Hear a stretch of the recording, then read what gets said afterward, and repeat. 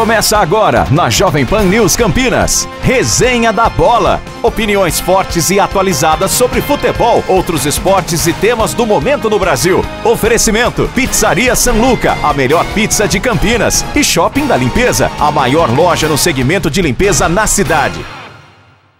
Boa tarde, Campinas. Boa tarde, região. Aqui é Rudy Flores e você fica comigo até às 14 horas na Jovem Pan News Campinas. E hoje, o bate-papo vai ser muito agradável, com alguém que tem muito a ver e que fez muito pelo futebol campineiro e jogou em grandes clubes do Brasil. Edu Lima, muito obrigado por ter aceitado o meu convite. Boa tarde. Boa tarde, Rudy. Boa tarde ao torcedor de Campinas, a cidade de Campinas, onde eu tive o privilégio de morar durante muitos anos e de jogar no grande clube que é o Guarani. Nós estamos aqui, eu tenho que aceitar mesmo seu convite, porque não é toda hora não, velho. Toda hora que a gente recebe um convite desse aí não, para falar com os amigos. Exatamente, a gente tem uma história desde 87, né? A gente conviveu alguns anos em Porto Alegre, quando eu jogava no São José e você no Inter, e depois o destino nos cruzou novamente. Eu mudo para Campinas em 93 e te reencontro aqui, e a gente convive em 93, 94... Em 95, graças a você, a nossa amizade, inclusive quero te agradecer já de início, você acaba me retornando ao futebol, né? Você que me coloca em contato com Pascoal Graziotto, da Lousano, eu acabo virando gerente do Guarani, depois, enfim, Eli Carlos, gerente do Paulista de Jundiaí, depois Eli Carlos dá sequência ao trabalho comigo. E eu te coloco num caminhão de bombeiro, né, Edu? É isso aí, né? Essa história aí é longa, né, cara? Que a gente criou essa amizade, e uma amizade que se tornou também de confiança, até mesmo profissional. Porque em qualquer situação na vida é muito difícil a gente indicar alguém, né, para algum cargo, né? É uma responsabilidade muito grande, e naquele momento casou, né?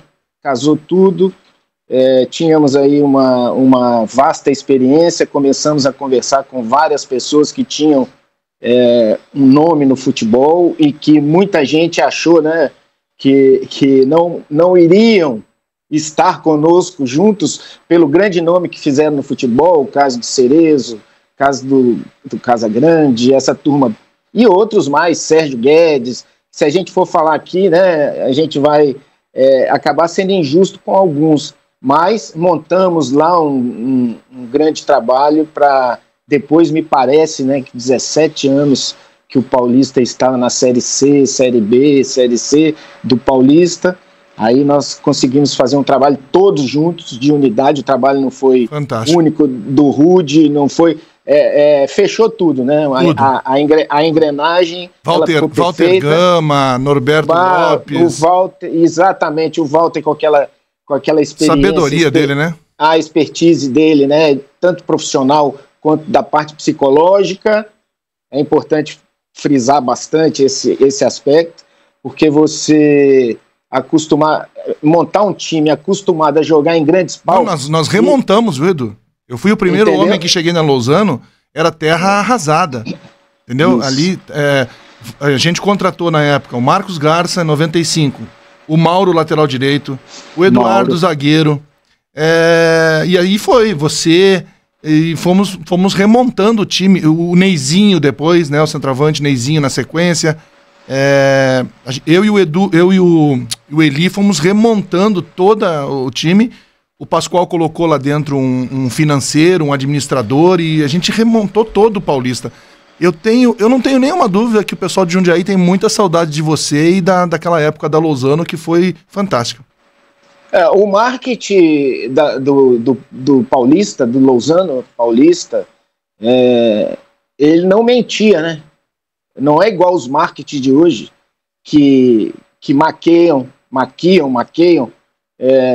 a sua propaganda, né?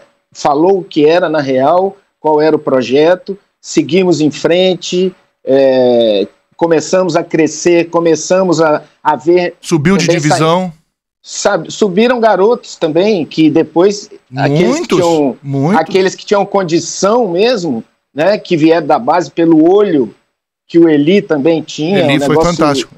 Um negócio fantástico, alinhado junto ao Marques, junto ao Pascoal, que não centralizou o poder.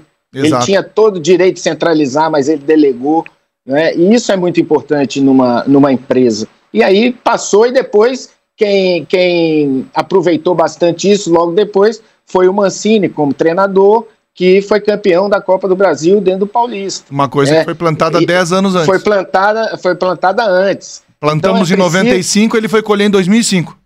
E as coisas, Rudy, elas são assim. Elas não são do jeito que o torcedor quer que seja. Tem que haver plantação. Tem que haver... Para haver a colheita. Alguma coisa tem que morrer, certo? Para alguma coisa nascer. Lançada lá para nascer outra coisa melhor. Edu, você nasceu em BH, né? E aí, nasci em Belo Horizonte. E aí começa a dar os primeiros chutes na bola no futebol de salão, é isso, cara? Isso, futebol de salão, com 8 anos de idade, eu penso dentro da minha visão de quem quer começar uma carreira, tá? É que a garotada de 8 até os 15 anos, ela tem tempo em pequenos espaços. Ou seja, o futsal hoje, ele representa os treinamentos que nós vemos propriamente no aquecimento. Quando a gente vê jogos na televisão, a gente vê os jogadores lá fazendo aquecimento com um espaço reduzido. E o futebol de salão, nada mais é do que isso. E eu tive essa oportunidade, com 8 anos, começar a minha carreira no futsal do Cruzeiro, em Belo Horizonte, e daí seguir até os 12 anos dentro do futsal. Então foram 4 anos de muito aprendizado, de muita conquista, de espaço reduzido, para que a gente pudesse, quando fosse para o campo, né? Antigamente, eu não digo antigamente, porque antigamente é lá na década de 40, 50, mas na década de 70 era importante e era obrigatório que todos os garotos que fossem para o clube, eles começassem no futebol de salão. O Cruzeiro tinha um grande futebol de salão que, ao longo dos tempos, foi aquele time do Tobias, do Atlético, que foi remontado dentro do Atlético e foi campeão em tudo quanto é lugar. Edu, um outro só te cortando para você complementar, um outro fator que também determina essa criação desses jogadores, que está acabando e que acabou, e que o Luxemburgo colocou, e o Ruben Furtenbach, que esteve aqui comigo, o gringo, o lateral direito que jogou no São Paulo, jogou no 15 Piracicaba, eles colocaram o seguinte, o Vanderlei, o Luxemburgo, colocou que acabou os campos ruins de várzea, e naqueles campos ruins de várzea em que você jogava até descalço nos anos 80, ali o garoto pegava a manha da bola, né? A malandragem do jogo.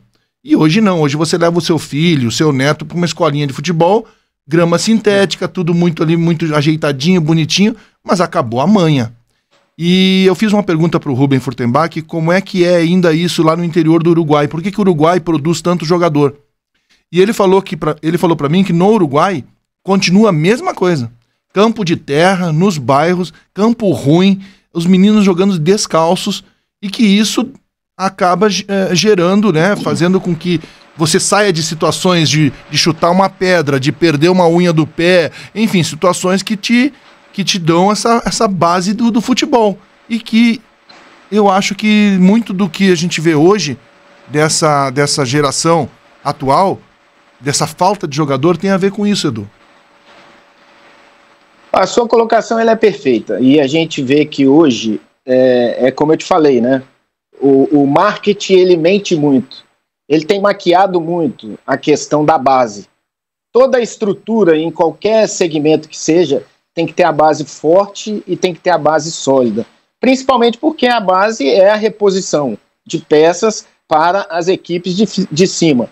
E no meu tempo, no tempo que eu comecei lá, voltando aqui, saindo do futsal com 12 anos, eu tinha que fazer minha opção, porque o futsal não era profissionalmente bem visto, tá? Não digo porque não era profissional, era amador. E o futebol de campo, o futebol de 11 era profissional. Então, ali com 12 anos, eu fui para o campo, fiquei até os 16 nas categorias de base de campo, 11 contra 11, e era no Barro Preto, estádio Juscelino Kubitschek, era o campo onde começou Tostão, Diceu Lopes, era ali que os caras começaram, os grandes jogadores, Joãozinho, Natal, Piazza, esses caras começaram ali, e no meio do campo não tinha grama não, e na beirada era toco, era aquelas gramas, as gramas que queriam nascer, mas que nasciam em tufos, e acabava prejudicando, e olha, não tinha negócio de reclamar, tá? A chuteira era dura. Sim, a chuteira era aquela chuteira de trava com plástico, de birro de plástico, com prego, que entravam no final do treino ali, que você ficava naquele chão duro batido, e não reclamava. Seus pais, Edu, foram... Você teve uma vida, uma infância, uma adolescência... com bastante provisão em casa, seus pais tinham uma vida abastada financeiramente, ou como é que foi essa infância e essa adolescência desse Edu aí? Minha mãe era dona de casa e meu pai era funcionário público. Ele dava tudo que a gente precisava, ele era o provedor, sempre foi. Graças a Deus nunca faltou nada. Graças a Deus nunca faltou nada. Sempre foi um cara que me acompanhou em todas as coisas. Eu tive um processo na minha adolescência e juventude de alguns casos de... Hoje a gente pode falar abertamente, né? Porque a gente não depende mais de uma carreira ou a gente não precisaria viver dentro de um preconceito. Mas eu tive alguns episódios na minha adolescência e na minha infância de convulsões. Né? E houve um erro médico alegando que eu seria portador da epilepsia. E dali eu comecei depois disso, alguns tratamentos, tomar alguns medicamentos para controle, né? Mas eu nunca desisti. Meu pai sempre me dando força. Minha mãe mais com aquele coração mais sua mãe mais em oração, e seu pai mais no... Meu pai mais na frente da batalha. Na frente da batalha, procurando a CBF, porque o medicamento que tomava, o filho com 16 anos no profissional. Então são detalhes que a gente não esquece. E ele foi à CBF, conversou com as pessoas lá e o medicamento que eu tomava, ele fazia parte da lista de dopagem. Então, se eu fosse pego no doping, imagina. Então, mais uma coisa que ele sai de BH e vai ao Rio de Janeiro, vai na CBF, vai lá conversar? Vai atrás, vai com amigos dele, influência que ele tinha de conhecimento com pessoas ligadas a isso, e conseguiu. Que guerreiro. E depois nós tivemos, ao longo da carreira, muitos agradecimentos, assim, de ouvido, sabe? Porque o pessoal não podia abrir, olha, eu tinha isso e depois que aconteceu essa liberação eu pude exercer a minha profissão. E isso aí causou alguma perda para mim, porque eu tinha feito a preparação toda da seleção que foi campeã de júnior no México em 83. Toda a preparação fui. E eu tive no Palmeiras, em 83. Sim, emprestado. Chegou lá, eu tive uma convulsão na concentração. Nossa. Tá? E aí, isso te atrapalhou lá? Atrapalhou porque eu estava chegando em São Paulo. Imagina. Eu estava concentrado para fazer minha estreia. Eu me lembro, a gente não esquece as coisas que marcam. Eu estava concentrado nesse dia. Tava eu e me parece que era o Enéas, o falecido Enéas, no quarto, né? E para chegar com o Enéas no Palmeiras, São Paulo, agora se eu acertar aqui, eu vou embora, né? Porque é o futebol do centro do Brasil. Claro. Né? E aí acontece esse negócio aí, foi ao contrário, né? À medida que poderia acontecer dentro do campo, com um belo futebol, motivação e tudo, aí começou a noticiar.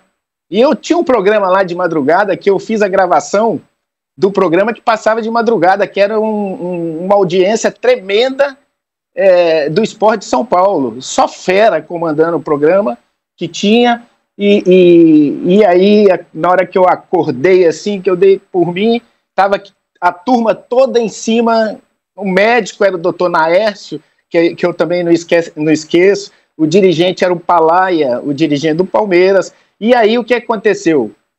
Fechou a porta. Não vou jogar mais. Você retorna para o Cruzeiro. Eu ia jogar contra a Portuguesa no Canindé, acabei ficando no banco aquele jogo, e depois as coisas elas foram... ninguém queria matar no peito. Ninguém teve coragem de peitar. Ninguém teve coragem de peitar, e aí depois a segunda parte disso aí foi o meu corte da seleção, que foi campeã mundial de júnior. Mesmo assim, eu acabei assinando um contrato de profissional com o Cruzeiro, onde eu fiquei até 1985, tá? Foi dos 8 anos até os 21 anos, dentro do Cruzeiro, na base do Cruzeiro. Então a sustentação foi muito sólida, mas aí começaram essas coisas. Mas uma coisa eu te falo, Rudy, jogar nos clubes que eu joguei, com todo esse histórico... Deixa eu colocar aqui, Edu, ó, você passa por Vitória, Inter, Atlético Mineiro, Guarani, Paraná Clube, Bahia, né? Você passou por grandes clubes do Brasil. Você é um vencedor, não tem o que falar. Você foi um vencedor no futebol brasileiro, fez grandes campanhas. Eu acho que você tem que ter muito orgulho do Eduardo Lima de Carvalho. E um detalhe interessante, que quando eu fui para o Guarani, tá, houve uma semifinal Palmeiras e Corinthians do Campeonato Paulista, 92 ou 90, no início da década de 90, o Palmeiras formando aquela equipe fantástica com o Luxemburgo da Parmalat, o São Paulo com aquele timaço do Tele, tá? O Guarani começando a montar aquele belo time, né, Luizão, Amoroso, e eles etc. vieram depois, mas veio Edilson. Ailton, tinha Edilson, né, tinha Fernando na zaga, tinha um esqueleto muito forte. E aí deu São Paulo e Guarani na semifinal e Palmeiras e Corinthians. E nós fomos com muita moral para esses jogos e tal, e houve uma entrevista do saudoso Tele, né, o qual eu perdoei, diga-se de passagem. A gente é jovem, naquele tempo eu fiquei muito magoado, tá? Mas eu aprendi que a mágoa, ela te trava. Né? A mágoa só faz mal para quem tem a mágoa. Exato, ela não te deixa crescer, ela não te deixa progredir. Sim, sim. E aí ele deu uma entrevista coletiva, talvez... Porque naquela época tinha muito aquele negócio, né, Rudy, de vestiário. Os caras, o treinador chegava, pedia o supervisor para pregar lá no vestiário dos jogadores, alguma coisa que alguém tinha falado do time, para mexer com os bris, né? Tinha esse tipo de coisa. Tinha. Motivação dos anos 80. Ele 90. Deu uma entrevista lá sugerindo que alguém no Guarani tomava remédio considerado doping. Olha só.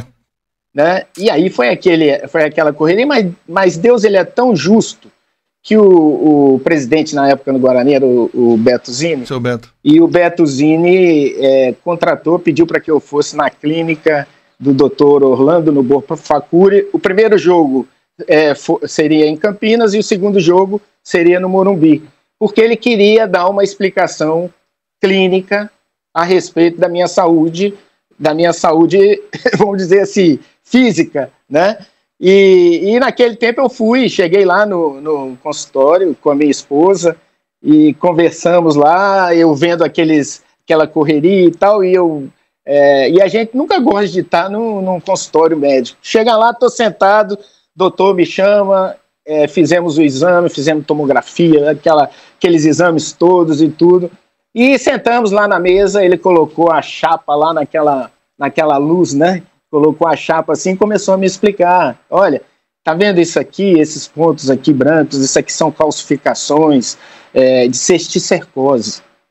Quer dizer, aquilo que foi colocado e que eu passei a viver um determinado tempo da minha vida sendo epilepsia, nada tinha a ver com epilepsia. Olha só. Tá? Eu era um garoto... Foi um erro médico mesmo lá atrás. Né? Eu era um garoto que nadava em riacho, que brincava, um garoto normal. Né? E aí foram calcificações de ovos de solitária, tá? Olha só. Calcificadas. Aí eu perguntei para ele, mas doutor, eu nunca fui epilético? Ele falou, não, você nunca foi epilético. Você poderia sair daqui, como eu poderia sair, como sua esposa, como qualquer um chegar e ter uma convulsão na rua ali, normal, Incrível. Sem problema nenhum. Mas você deve agradecer ao esporte, você deve agradecer à alimentação saudável que você tinha na sua preparação para exercer a sua função. E aí ele pegou e decretou aquele relatório, né? E parece não, nas minhas costas saiu, tá? É um peso enorme. Imagina, a minha família ficou super feliz e talvez seja por isso que eu tenho um apreço tão grande pela cidade de Campinas, pelo Guarani, pelo presidente. E aí o relatório ele foi para a sala de imprensa do Morumbi, porque o treinador usa uma possibilidade, a imprensa, a maior imprensa esportiva do Brasil, que é a de São Paulo, veio para Campinas em cima de mim. O seu Beto Zini, sabendo a experiência que tem, me tirou do foco e chegamos em campo. Fala do Beto para nós. Fizemos Beto dois Zini. grandes jogos. Fala do Beto Zini, porque eu tive aqui com o Marcos Garça, e aí o Marcos Garça contou algumas histórias do seu Beto, né? E tem gente que ainda que sofreu na mão do Beto, né? Você sabe como é que é o futebol, né? Teve problemas com o Edson Bobrão, com o Edson Boaro, que é seu amigo, né? Pessoal também. Mas para você, o seu Beto, acho que você tem um carinho especial pelo seu Beto, né? O seu Beto te tratou muito bem aqui em Campinas, né? Tenho muito apreço, não só pelo seu Beto, mas pela família dele, né? Pelo Nenê, né? O filho dele que convivia com a gente lá, um garoto que convivia com a gente, hoje está muito bem. Virou empresário top. Dentro da área empresarial. Sim, virou empresário. De futebol, aprendeu, ele teve uma escola, tá? Por que tem essa relação? Eu acredito que é porque ele sempre tratou bem a minha família. Reciprocidade. Em primeiro lugar. Então, ele sabia... Ele te deu respeito, te deu carinho, você reciprocidade fez o mesmo. Isso, exatamente. Então, eu não tenho todas as coisas que ele combinou, tratou, todos os contratos. Cumpriu. E outra coisa. Acho que por causa de todas essas questões que eu tive na minha caminhada futebolística, as portas com empresários, elas se fecharam. Porque existia. Quem falar que não tem preconceito é mentiroso, porque tem preconceito. O cara não vai pegar um profissional que ele acha que é meia boca. Não vai. Sim. Ele vai pegar o cara que está bombando. Aquele que tem tanto que presidentes de clubes que eu ia renovar meu contrato, eles falavam, mas eu não sei se você vai estar aí para poder cumprir o seu contrato. Olha só. Você entendeu? Então, jogadores, companheiros e tal. E isso dentro do Guarani nunca aconteceu. Tá? O Guarani sempre me abraçou, eu tenho um carinho muito grande. Sinto, viu, Rudy, a situação que se passa o Guarani. Eu ia te perguntar agora na sequência. Como é que você vê de longe hoje essa derrocada, né, do Guarani? Eu sinto, mas eu prefiro não ver. Eu prefiro não ver, sabe? Eu vejo assim, ganhar da Ponte Preta, na minha época, era normal. Tá? E eu não posso viver de uma vitória em cima de um clube só, para que apague aquela listagem de erros que vem acontecendo e culminando com a colocação do Guarani, que não merece. O Guarani ele não pode estar fora da Série A com outras equipes que estão disputando, primeiro com a história que tem, e depois com outras equipes que não têm, né, a história do Guarani, que estão jogando a primeira divisão. Então, a gente fica chateado. O problema aqui são pessoas, Edu. O problema aqui, como na grande maioria das coisas e das vezes, dos lugares, né? Seja ele na política, seja onde for, são pessoas, né? Pessoas incompetentes, pessoas que só querem ver o lado delas. O incompetente, a desculpa dele sempre é o dinheiro. O incompetente, a desculpa dele sempre é o dinheiro, para não fazer as coisas corretas, para não ir atrás do que tem que fazer, enfim, do que tem que fazer. A Ponte Preta, por exemplo, descobriu um centroavante aqui no Itapirense. Série A3 aqui do Campeonato Paulista. Eles não conseguem, Edu, ter uma pessoa aqui, ou um grupo de pessoas, que acompanha a Série A2, Série A3, façam uma varredura nessas séries, e de pegar jogadores jovens, 21, 22, 23 anos, e trazer para o clube, amadurecer esses jogadores, fazer acontecer alguma coisa. É sempre a desculpa, não, eu não contrato o Edu Lima porque o Edu Lima ganha X, eu não posso contratar o Edu Lima. Mas vai descobrir um Edu Lima ali no noroeste de Bauru, em algo... Por que o Mirassol e o Novo Horizontino estão tão bem? Estrutura, pessoas competentes fazendo as coisas. Aqui, infelizmente, no Guarani, a gente entra ano, sai ano, e a gente não tem mais isso aqui, Edu. Mas deixa eu te dizer uma coisa. Eu falei assim, não no sentido pejorativo, que ganhar da Ponte Preta jogando pelo Guarani na minha época era coisa simples. Não é menosprezo. Eu tenho muito respeito por Grêmio, por Atlético Mineiro, por Ponte Preta, tá? Tem um caso que aconteceu, eu só quero falar isso aqui, me explicando acerca do que eu falei. O Marcelo Lomba jogava no Bahia e de repente ele foi para Ponte Preta. Eu sempre fazia um trabalho de mentoria com ele, tá? E com a família dele, tá? Coisas que a gente já tinha passado, que a gente conversava demais. Ele se abriu, entregou assim a situação toda da vida dele, e ele hoje, daí para frente, ele começou não por causa de mim, porque ele quis, tá? E ele estava na Ponte Preta, era um dos melhores jogadores daquele time da Ponte Preta.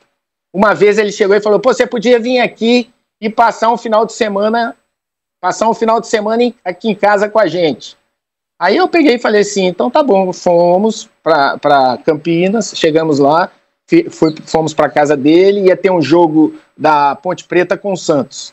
Aí ele me fez o belo convite, o seguinte, Rudy, tô te mandando, tô deixando o convite, tô mandando entregar o convite do jogo, eu estava com meu pai, né, na ocasião, estou entregando o convite do jogo para você ir lá no Majestoso. Aí eu virei para ele e falei assim, ô Lomba, aí você me quebra, porque eu vou chegar lá como? Eu tenho que ir, botar um bigode postiço. Um boné. Porque o pessoal, um boné, o pessoal vai me conhecer. Rudy, foi totalmente ao contrário. Te receberam super bem? Me receberam super bem, tá? Fiquei no lugar ali, talvez... Um camarote, um reservado? Fiquei ali junto com o pessoal, todos que as famílias ficavam. E alguns até chegaram para tirar uma foto, cara. Que legal. Entendeu? Que legal, então, quer dizer, existe esse respeito, tá? Não é... E outra coisa, um sem o outro não vai. Sim. Tem que estar sempre torcendo para estar bem, sim, e dando uma beliscada, sim. Sim. Mas esse é o caso. Então, esses são casos que acontecem e que depois eu fiquei surpreso com isso. Meu pai também da mesma forma.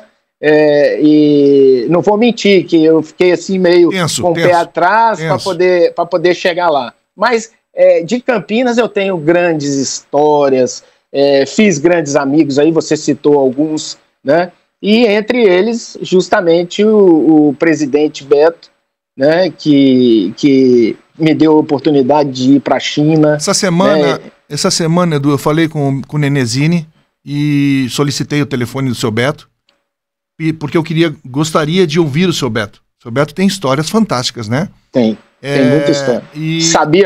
Sabe muito de futebol. Sabe muito de futebol. Aliás, a gente já levantou aqui num outro programa, os Betozines estão fazendo falta no futebol. Porque, bem ou mal, era um cara que entendia, resolvia e sabia o que estava fazendo. Hoje, a Ponte Preta tem aqui o Marcos Eberlin, hoje, presidente da Ponte atual, é um estilo Betozini. Ele bate no peito e ele fala, eu sei fazer, eu faço e é assim, é assado, e se tiver que gritar, ele grita, se tiver que esmurrar a mesa, ele esmurra a mesa. Mas tá faltando esses estilos Betozini, Wilson de Barros do Mojimirim. Mojimirim hoje morreu, é um campo lá, vive as moscas. Esses caras estão fazendo falta. Eu já volto com você, Edu, eu quero fazer só um intervalinho. Nós estamos com Pizzaria São Luca, a melhor pizza de Campinas. Estamos com Shopping da Limpeza, a maior loja do segmento de limpeza de Campinas, ali na Orozimbo Maia. e estamos com Meninas Boleiras. Meninas Boleiras em Barão Geraldo. É uma grande revelação, uma grande... das casas de bolo que a gente conhece, é a que mais tem qualidade. Lá todos os dias tem bolos especiais e com descontos, bolo da segunda-feira, o bolo da terça-feira, quarta-feira. A gente está com Meninas Boleiras. Edu, você estava falando do respeito que você teve aí da Ponte Preta, né? Quando você foi ver um jogo lá do Lomba, né? Mas você acabou jogando Vitória e Bahia, né? Acabou jogando Cruzeiro e Atlético. Ou seja, você jogou em 2 clubes de 2 cidades, né? Isso em algum momento te causou algum problema? Alguém tentou te dar uma prensa, te dar um pé no ouvido, você jogou aqui no Vitória, agora você vem no Bahia, agora você jogou no Bahia, agora vem no Vitória. Como é que teve algum momento desses de sufoco jogando em 2 clubes na mesma cidade? Primeiro que teve uma diferença aí. A primeira, do Vitória pro Bahia, ela foi mais traumática, né? Eu acho que para a torcida do Bahia queria que eu fosse. A torcida do Vitória me chama de traidor até hoje. Até hoje? Né? Até hoje. A mentalidade, não muda a mentalidade. Vão carregar isso aí para sempre, não vai ter jeito. Alguns chegam e falam, outros não. Mas o torcedor do Bahia, ele queria que eu fosse. Tá? Porque eu cheguei no Vitória em 86 e estava arrebentando. Novinho, leve, trabalhando para poder almejar algo, né? Algo que fosse, naquela época, olha aí, maior do que é hoje. O Vitória hoje é uma equipe com média do futebol brasileiro. Um padrão melhor do que quando eu cheguei. Né? Eu saí da Toca da Raposa, tá? Muito também por causa do problema meu lá de saúde e tudo. Naquele tempo não tinha essa mídia que tinha, não tinha esse desenvolvimento, então os caras falaram, vamos botar ele lá no Vitória, porque aí se ele arrebentar, ele arrebenta por lá e ninguém fica sabendo. Olha, né? Então existe todo esse processo que era feito por alguns, né, dirigentes daquela época. Por que houve uma diferença? Porque essa mudança, essa troca foi imediata. É como se o Paulo Maracajá desse um chapéu no presidente da época do Vitória. Tá? E aí nessa época aí eu mudei de hotel 3 vezes, porque me ameaçavam de morte. Ô, louco! O negócio ficou feio. Tanto é que depois disso aí, né, eu fui para o Bahia, joguei com o Paulinho de Almeida quando eu cheguei, depois com o Evari de Macedo. Ei, Rudy, cada treinador que a gente fala, né? Imagina, hoje você não enche uma mão. Eu tô batendo duro nisso, Edu, faz tempo. Não é só jogador, cara. O grande problema hoje do Brasil, não tem mais Tele Santana, não tem mais Cilinho, não tem mais... Pô, acabou o professor, os treinadores terminaram, cara. E aí o que acontece? Eu pego e vou pro Bahia. Chega lá no Bahia, pressão daqui, pressão dali, o Inter apareceu. Né? O Internacional. Aliás, você é pé frio, hein? Eu fui campeão no Bahia. Mas você é pé frio. Você sai do Bahia, você sai do Bahia e perde o título pro Bahia lá pelo Inter, pô. Pois é, rapaz, mas é porque você não tava na minha pele. Entendeu? Pra poder, com a pressão. Você queria fugir da Bahia o mais rápido possível. Aí eu falei, eu pensei o seguinte assim: deixa eu ir embora. Fomos campeões baianos, né? Falei com o presidente, poxa, mas você arranja essa confusão toda. Ele jogou pra cima de mim, né? E agora você quer sair? Eu falei, não tem condição. Você só atravessou o Brasil, foi lá pro sul. Aí peguei e fui lá pro sul. Mas levou a Dona Eliane junto. Estamos juntos até hoje, graças a Deus. Renovamos os nossos votos. Amém. De 30 anos de casados. Para quem não está entendendo, o Edu Lima foi jogar no Bahia em 87, né? 86. 86 eu fui e conhece a esposa na Bahia, Dona Eliane, que está casado até hoje, graças a Deus, e fez as renovações do voto. Isso. Cara, aí tem a diferença. Aí do Cruzeiro pro Atlético, teve uma caminhada, teve um hiato. Passou muitos anos, passou muitos anos. De 7 anos, mais ou menos. Aí foi mais tranquilo. Entendeu? Aí foi mais tranquilo. E a torcida do Galo é apaixonada. Onde você é mais respeitado? Onde te dão mais carinho? Porque o brasileiro tem esse negócio de esquecer as coisas muito rápido, né? Aí o sessentão Edu Lima, que jogou há 30 anos atrás, há 35 anos atrás, né? Onde que você hoje tem mais carinho? É em Campinas? É no Atlético? É no Vitória? Enfim, onde? No Inter? Lá em Porto Alegre? É que nem você falou. Eu já vou fazer 60.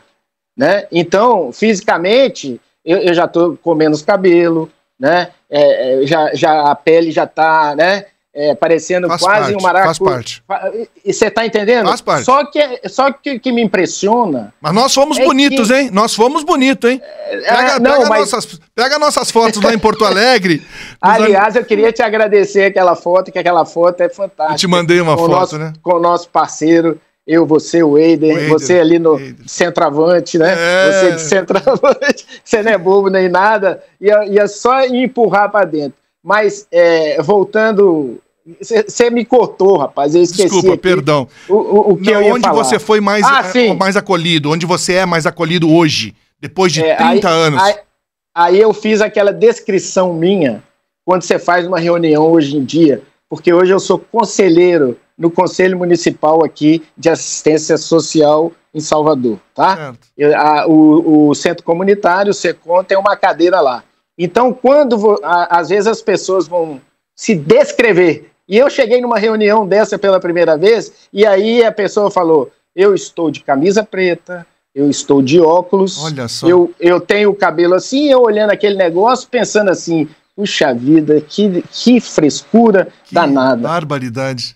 Aí eu cheguei pro meu amigo do Centro Comunitário e perguntei, aquela apresentação lá é que eu não entendi nada. Aí ele virou e falou para mim assim, olha, aquilo ali é porque às vezes tem cego e ele não tá te vendo. Olha então você tá se...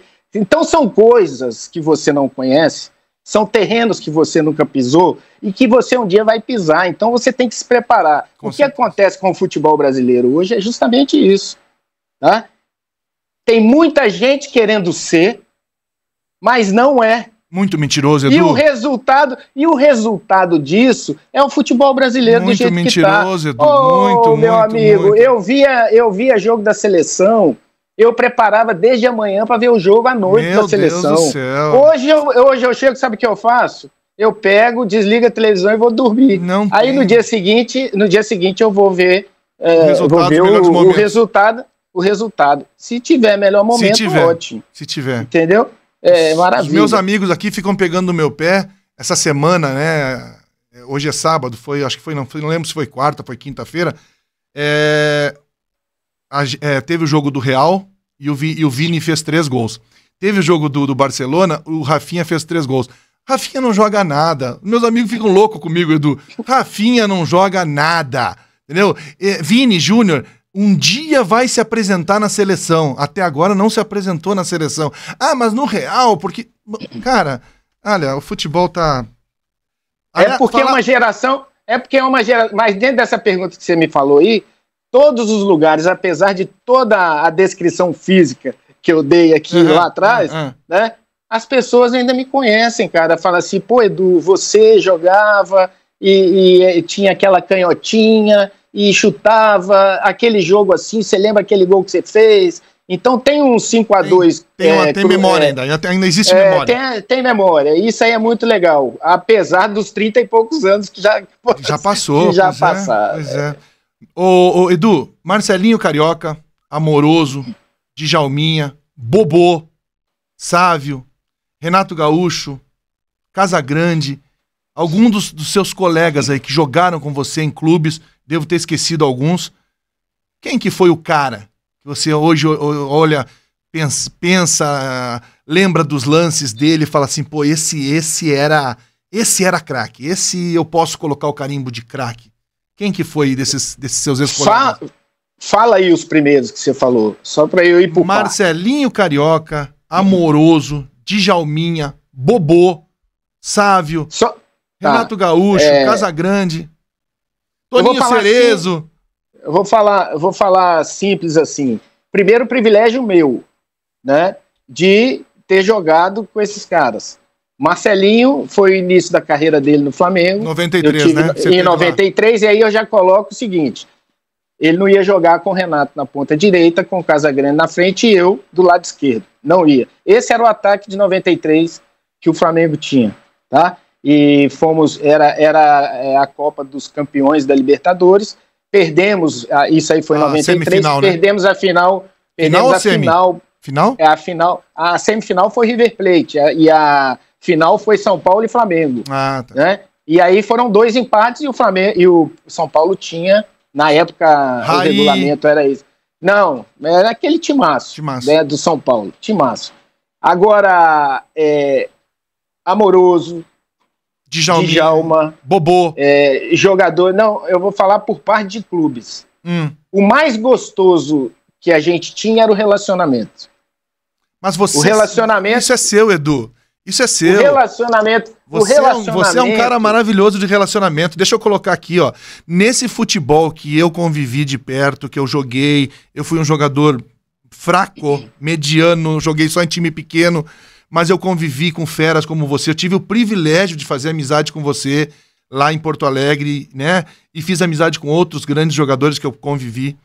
Nesse futebol que 90%, se eu estiver sendo bonzinho, é mau caráter, você sai fora desse time dos mau caráter, porque você sempre foi um cara de um caráter maravilhoso, de uma convivência maravilhosa. Você sempre pautou, você sempre foi amigo, você sempre foi colega, você sempre foi legal. Então essa convivência que você vai me falar agora desses caras com você, é porque você dava isso, Edu. A gente recebe o que a gente dá pra vida. Esse relacionamento que eu quero falar é o seguinte, muita gente, a gente não sabe que ali a gente chegava, fazia questão, porque tinha um campeonato de aspirantes, tá? Antes do nosso jogo, do jogo do time principal, tinha o jogo dos aspirantes. E a gente ficava ali no túnelzinho, com a cabecinha de fora ali, vendo os meninos. Aí tinha Adriano, tinha Amoroso, tinha Luizão e tal e coisa. Aí a gente tem que chegar no Casalberto Silva e falar assim, professor Carlos, tem que puxar esses meninos pra cá.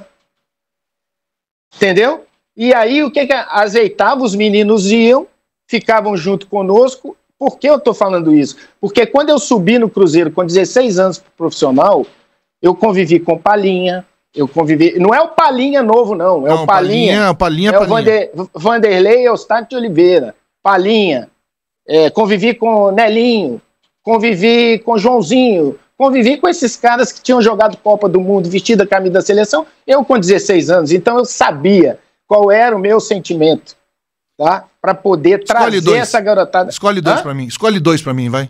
2. De quem? 2. Eu quero que você coloque o carimbo craque em 2. De todos esses aí que passaram na sua vida. Todos esses que você viu, conviveu, jogou. Craque, eu vou analisar todos. Bobô, inteligente, habilidoso, o cara que antevia a jogada, o cara que facilitava para você um lance. Ele não entregava a bola para você de qualquer jeito. Esse é um, tá? O outro é o Djalminha, sem dúvida nenhuma. O Djalminha é fantástico. O Djalminha parece que ele tinha olho na bunda, entendeu? Porque ele já sabia que ele ia receber o que ele ia fazer. E ele era perfeito na sua comunicação, na transição, tá? Ele não era de falar muito, ele não era de pontuar muito o posicionamento seu, né? Porque às vezes você sabe com quem que eu aprendi a fazer a cobertura do lado contrário quando a bola estava saindo com o lateral esquerdo do outro time? Com o Eider. Com o Eider? Parceirinho. O Eider virava para mim e falava, parceirinho, na hora que for virar a bola pro seu lado, você entra e fica como meia. Porque se ele virar no seu lateral, dá tempo de você chegar nele de frente. E aquilo ali fica. A gente conversava. Hoje os meninos não estão tendo quem conversa, tá? Para poder ensinar. E aí, se a gente for debater aqui sobre o que está acontecendo, Rudy, com o futebol brasileiro, é justamente são associações brasileiras de executivos de futebol, entendeu? Que não sabem, caem de paraquedas no futebol, achando que vão conseguir e não vão conseguir. O negócio no futebol é o seguinte, você citou alguém aí que não tem consistência, que não é constante. E no futebol você tem que ser constante, você tem que ter consistência, entendeu? Você tem que dar o resultado, não é para um mês, não é para um ano. O futebol, pelo menos hoje... Virou comércio, Edu, virou negócio, virou dinheiro, virou... Pelo menos para 15 anos você tem que fazer. É por isso que quem não sabe trabalhar a base, não vai ter reposição de peça. Mas a grande maioria não sabe trabalhar a base. O Palmeiras está dando um show porque sabe, né? João Paulo. Pelé da base. O João Paulo é oriundo do Vitória, na grande época áurea de lançamento de grandes jogadores, como Davi Luiz, Hulk, esses caras, ele já estava. Então tem uma escola. Aí tem a peça de reposição. Toda hora aparece um jogador no Palmeiras, entendeu? Que você olha e fala, pô, esse cara beleza. Aí ninguém fala como o pessoal do Peñarol falou, e a gente tem uma história. E eu quero alertar a respeito da ida do Botafogo para jogar em Montevidéu. É muito sério o que esses caras fizeram com o Internacional e com a torcida do Inter em 89 nas quartas de final da Libertadores. Nós pegamos o Grêmio, nós pegamos o Peñarol no Beira-Rio, metemos 6. Saraleg, não sei mais o que, papapá. Os caras chegaram numa perna para treinar no dia anterior da noite, e a torcida do Peñarol já estava fazendo bagunça em Porto Alegre. Que nem fez essa semana passada aí no Rio de Janeiro. Aí nós metemos 6. E aí a volta? Partida do nosso time. No Centenário, metemos 2-1. Diego Aguirre fez um gol, eu fiz o outro gol de perna direita, Rude. Ô, louco. Vou falar que aí não, tem hein? filme, tem filme, tem vídeo, tá? Fiz de perna direita. E ganhamos o jogo. Quebraram a perna do Luiz Carlos. Teve entregador brincalhão, o zagueiro do Grêmio, na época. Você sabe quem é? Se você não souber, eu te falo em off depois. Tá bom, tá bom. Então, entregando um time, só que ele entregou tudo errado, porque nós ganhamos de 6, depois ganhamos de 2. E os ônibus dos torcedores do Internacional, tudo quebrado. Todos quebrados e incendiados. Você acha que isso vai acontecer de novo agora com o pessoal do Botafogo? O pessoal do Botafogo tem que ter cuidado. Tá? Tem que ter cuidado, porque eles trabalham assim há anos. Que pena, né? Que dentro e fora do campo. Isso aí, pra mim, infelizmente, não é novidade. Aí, redudou e tomara que seja igual. Meta 5 aqui, já meteu 5, aí meta lá 2, 3 e acaba o processo. Como é que esses 60 anos chega pra você? Como é que você enfrenta, cara, esses 60? Aliás, o seu pai não tinha as manhas de futebol, né? Porque você é de 31/12 de 64. Pois exatamente. Se é um pai com manha de futebol, já joga 1º de janeiro de 65, né? Rude. Você já ganha um ano. Você já ganha um ano pra seleção de brasileira de júnior, de juvenil, enfim. A convocação. Tem essa manha. É ótimo. Fisicamente você tá evoluído, mas na idade. Vamos dizer assim, o gato legal, né? Um gatinho legal. Dia. Mas tá nascendo o Emanuel. Você conheceu a Duda. Pô, você chamava ela. Dudinha. Você conheceu ela, Dudinha tá grávida. Emanuel tá chegando agora. Então, eu tô sendo presenteado a todo tempo. Eu quero saber como é que o 60 te recebe. Como é que você recebe esses 60 anos, Edu? Agradecido, com muitos planos, né? Há sempre uma coisa que Deus te dá, que te presenteia, que te motiva, né? Isso aí não vai ser surpresa nunca para quem crê nele, tá? Eu tenho uma vida de muita dedicação à questão da oração. É lógico que você olha uma foto de 20 anos atrás, olha uma foto hoje, você vê que você não é diferente de todo mundo, tá? Apesar do que você conseguiu, tá? Mas eu estou muito bem, tenho feito meu trabalhinho. Aqui não tem como não fazer. E joga uma bolinha ainda, chácara, essas coisas? Não, agora é muito diferente daí. Né? Aí todo dia aparecia, né? Campinas, todo dia tinha uma chácara aqui. uma chácara ali, isso aí e tal. Aqui não. Edu, há 20 dias atrás eu fui cortar o cabelo e eu nem sabia. O Chitão corta o cabelo. O Chitão corta o cabelo. Não. É o Djalma. É o Steinkais, o Djalma. Fera. Peleque de Campinas. E eu nem sabia que o Chitão cortava o cabelo também lá no Djalma, né? Lá no Steinkais. Encontrei o Djalma, o Chitão. Aí, ô, Chitãozinho. Pra quem tá nos ouvindo, o Chitão é o Chitãozinho da dupla Chitãozinho e Chororó. Ô, Chitão, tudo bem? Eu sou o Rude. Você não deve lembrar, mas eu fui algumas vezes na chácara do Cláudio Corrente com o Edu Lima. Pô, aí o assunto fluiu, né? Ele falou de você, da saudade que ele sente da sua família, porque você frequentava a casa do Chitãozinho, né? E aí a gente falou daquela época, 94, 95, aquela época que você estava aqui em Campinas, mas o Chitãozinho te mandou um grande abraço e não tem... Então quer dizer que aí não tem aquelas chácaras que tinha aqui, né, Edu? Não, aqui sabe o que eu faço? Eu aqui, porque eu faço o meu trabalho, uso a ferramenta do esporte hoje como inclusão, tá? Então nós temos aqui o centro comunitário, que é o SECOM, onde eu faço parte da diretoria, e nós trazemos 5 comunidades para a nossa convivência diária ali. E entre as ferramentas, o futsal, o balé, bancas, né, que eles falam aqui, reforço escolar, né, que a gente chama como literatura da leitura. Então, a gente traz essa garotada, nós temos mais ou menos umas 500 a 600 famílias que convivem com a gente diariamente dessa forma. E a gente tem procurado aprender essa questão do relacionamento. Eu acho que o relacionamento, ele... sabe por quê, Rude, que isso me chama atenção? Porque quando eu jogava, eu não tinha essa condição de olhar no olho das pessoas. Era muito tapa nas costas e vaias, você entendeu? Então hoje não, hoje a gente tem a condição de olhar para frente. Edu, eu quero te fazer a pergunta mais importante de todas essas que eu te fiz aqui, eu vou te fazer agora. Porque que você sempre foi decente, que você sempre foi gente boa, que você sempre foi um cara íntegro, eu já falei aqui e repito. Mas eu quero saber o seguinte, quando que você encontra Deus? Quando que Deus te encontra?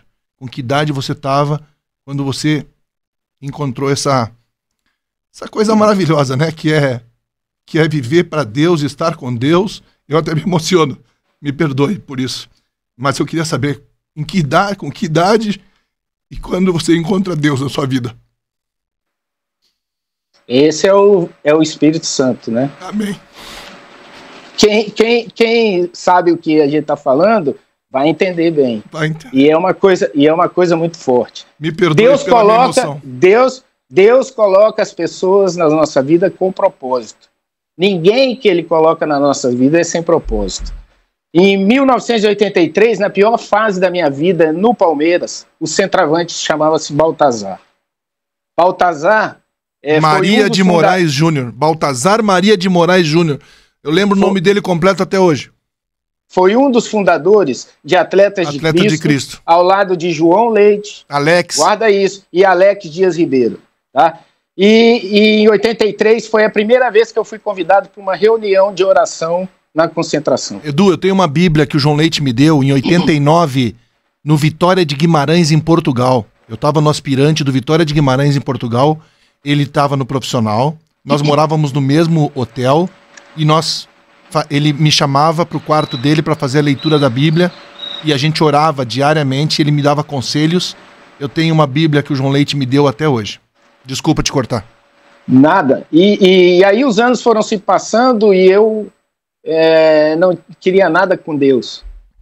Tá? Vivi a minha vida da maneira que eu queria, com a força dos meus braços, com todo o dom que Deus, eu não parava um momento para botar o joelho no chão. Senhor, obrigado por eu poder chutar tão forte como eu chuto, porque essa força vem do Senhor, é o Senhor que me deu. Não, nada disso, era como se fosse eu.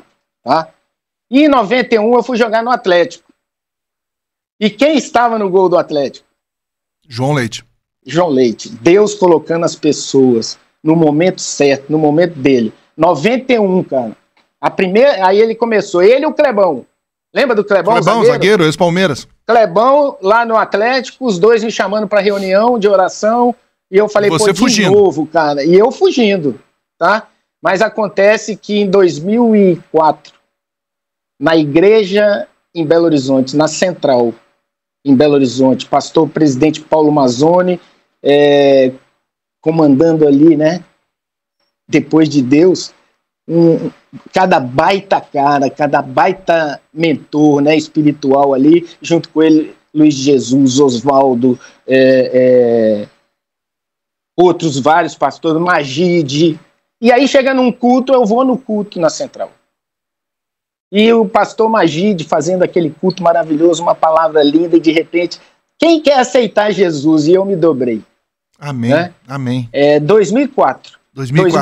Então são 20 anos ali que você encontra de conversão, mas não parou por aí, porque é necessário muita coisa para que você caminhe. Ali eu tive um encontro com o Senhor, né? E dali para frente eu comecei a ser forjado. Meu caráter começou a ser forjado. Amém. Minha personalidade. Eu comecei a ver que tudo vinha dele e nada de mim. Eu comecei a passar por um caminho de morte do ego. Eu fui morrendo para mim. Porque o discípulo de Jesus, ele tem que ser a imagem e semelhança dele. Glória a Deus. E aí eu tinha que aprender a obedecer. Eu tinha que aprender a me submeter. Eu tinha que aprender a amar e eu tinha que aprender a orar. E eu não sabia nada disso ao longo dos meus, 40 anos. Pode ser 40 anos, 2004. E esses 20 anos têm sido coisas assim, apesar das perdas. Tá? Sim, você perdeu o papai, perdeu a mamãe, né? Mas existe um consolo que excede todo o entendimento. Você conseguiu salvá-los? Você conseguiu fazer com que eles também encontrassem Deus? Eu não falo muito isso não, né? Meu pai era mais difícil, mas minha mãe ela foi comigo na igreja. Ela entregou a vida dela para Jesus. Amém. E a nossa caminhada como discípulo de Jesus é fazer, como diz lá, a palavra dele, né? Lucas 9 e também João 15, né? E fazer discípulos, tá? E nós temos que trabalhar isso aí, porque Jesus só não voltou ainda por causa disso. Edu, eu tô falando com o Edu Lima, gente, ex-jogador do Guarani, craque de bola, jogou no Flamengo, jogou no Cruzeiro, Atlético Mineiro, jogou em inúmeras equipes. E o papo de bola, né, que a gente tá fazendo aqui, essa resenha da bola, que já tá quase durando 1 hora, esse finalzinho eu tirei para falar de Deus e saber do Edu, quando que Deus encontrou ele, quando que ele encontrou Deus, porque, Edu, a gente tá precisando muito de Deus. O ser humano está precisando muito de Deus. Tem muita gente que nem você fugindo de Deus e não se entregando para Deus. E eu tenho certeza absoluta que é importante as pessoas te ouvirem, né? Porque você é um cara que jogou em Maracanã, jogou em Morumbi, jogou nos maiores estádios do Brasil e fora do Brasil, reconhecido nacionalmente por inúmeros clubes, mas um cara que se rendeu a Deus, se rendeu a Jesus, entregou a vida para Jesus. Porque muitos seres humanos, Edu, estão sofrendo hoje com a falta de perdão, problemas de relacionamento de pai com filho, de marido com mulher, porque não tem Deus na vida deles. Então eu queria que você reforçasse o que Deus fez na sua vida, né? E você nunca foi um cara do mal que encontrou Deus. Tem gente que mata, rouba e depois encontra Deus e vira um santo. Não, você sempre foi do bem. Você sempre foi decente. Você sempre teve um caráter maravilhoso. E você encontra Deus e Deus faz essa mudança na sua vida. Eu gostaria que, pra gente finalizar, você falasse um pouco mais de Deus para essas pessoas que precisam encontrar Deus, pessoas que estão pobres de Deus. Eu vou deixar com a palavra, Rudy. Se você me permite, ela está lá no... Toda a permissão, fica à vontade. No livro de João, capítulo 15, fala o seguinte: eu sou a videira verdadeira, meu pai é o agricultor. Todo ramo que, estando em mim, não der fruto, ele o corta. E todo que dá fruto, limpa, para que produza mais fruto ainda. Vós já estáis limpos pela palavra que vos tenho falado. permanecei em mim e eu permanecerei em vós. Como não pode o ramo produzir fruto de si mesmo, se não permanecer na videira, assim nem vós o podeis dar, se não permanecerdes em mim. Eu sou a videira, vós os ramos. Quem permanece em mim e eu nele, esse dá muito fruto, porque sem mim nada podeis fazer. A verdade é a seguinte, sem mim nada podeis fazer. Esse texto fala 9 vezes a palavra permanecer. A questão é que não é você ir numa igreja no domingo só. Volta no outro domingo. Não. É você estar permanecendo nele. A videira verdadeira, está dizendo aqui, que é Jesus. Amém. Tá? O agricultor, quer dizer, aquele que arou para jogar semente, tá? É o Pai. E nós somos os ramos. E tem um detalhe interessante. Eu acho que todo mundo aí já pegou uma plantinha e fez assim com a plantinha e saiu dela uma seiva. Essa seiva que está passando ali dentro é o Espírito Santo.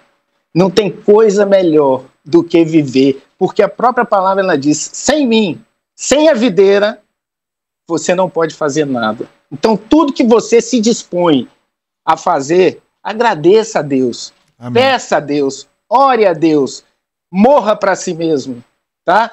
Para que a gente possa estar crescendo e se transformando no verdadeiro discípulo que vai multiplicar discípulos. Eu não falei do Baltazar? Sim. 83. Eu não falei do João Leite? 91. E eles jogaram a semente. A semente foi dar fruto em 2004. Foi dar fruto em 2004. Amém. Então, se você está querendo que alguém se converta dos seus maus caminhos, tenha paciência, busque em oração, continue orando e nunca desista, principalmente da família. Nunca desista da sua família. O adversário, ele vem para matar, a família, né? Para roubar e para destruir. Ele quer destruir a família. É onde ele mais ataca. Ele quer que o filho não tenha aquela visão do pai. Tá? O pai longe. Se o pai estiver longe, o filho não vai dar certo na frente. Mas o Senhor não. Ele falou, permanece em mim, faz esse teste. E é essa mensagem que eu deixo para quem está nos ouvindo. Permanece nele, acredita nele, tenha fé nele. Se você está passando por um processo difícil na sua vida, não desista, porque ele ama você. Amém. Ele não te abandona jamais. Meu irmão, muito obrigado, viu, por ter dividido essa tarde de sábado aqui na Jovem Pan News comigo, no Resenha da Bola. É muito bom te ver. Um beijão, tá? Um beijão pra Eliane. A Dudinha, que eu tenho foto no seu apartamento com ela no colo. Olha só, agora tá grávida e Edu Lima vai ser vovô. Muito obrigado, Edu, pelo carinho, pelo amor. Um abraço. Outro abraço grande a você, a todos os ouvintes, os telespectadores aí de Campinas, do Guarani, da Ponte Preta, do Paulista de Jundiaí, e que a gente possa estar andando junto aí, Rude, por muito mais tempo. Grande abraço, um prazer participar com você. Obrigado. Encerramos por aqui o Resenha da Bola neste sábado à tarde no Jovem Pan News Campinas. Até sábado que vem, se Deus nos permitir. Você ouviu Resenha da Bola. Oferecimento Pizzaria San Luca, a melhor pizza de Campinas. E Shopping da Limpeza, a maior loja no segmento de limpeza na cidade.